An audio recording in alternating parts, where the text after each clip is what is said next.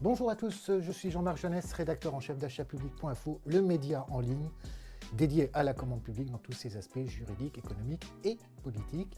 Nous avons le plaisir d'accueillir monsieur le sénateur Simon Uzenat, Bonjour, Morbihan. merci pour votre invitation. C'est assez intéressant parce qu'effectivement, vous parlez de faiblesse de procédure. Il y a deux propositions qui ont retenu particulièrement l'attention de nos lecteurs. C'est les propositions relatives aux procédures. Donc c'est la recommandation numéro 38 et 39 qu'on aimerait que vous nous expliquiez ou plutôt que vous nous réexpliquiez. Sur la proposition 38, en fait, c'est la suppression de la procédure adaptée. Pourquoi nous avons fait cette proposition, qui évidemment fait et fera débat, c'est que nous avons considéré dans le contexte de révision en plus des directives européennes sur les marchés publics que nous aurions tout intérêt à nous aligner définitivement sur les seuils européens. En complément de cette mesure de simplification, c'est-à-dire qu'on est vraiment calé sur les dispositifs européens.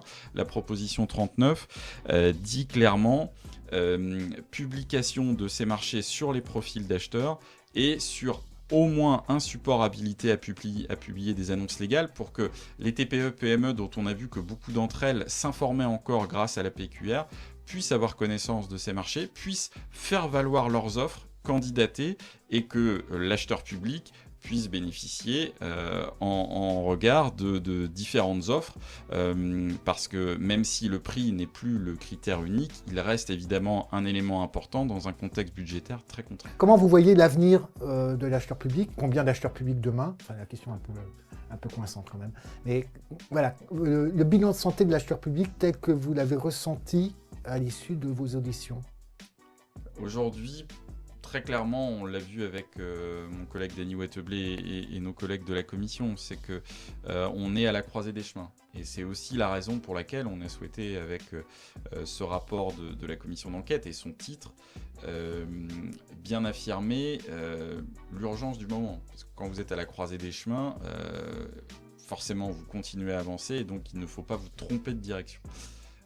Et là, aujourd'hui, très clairement, on doit veiller. Alors, j'ai parlé de la question des moyens financiers, mais sur la question des moyens humains, le sujet est au moins aussi prégnant. D'ailleurs, dans les premières auditions que nous avons organisées, beaucoup de représentants des réseaux de collectivités disaient qu'il y a deux conditions clés pour une commande publique réussie, c'est un portage politique et des agents impliqués, formés sur la partie administrative.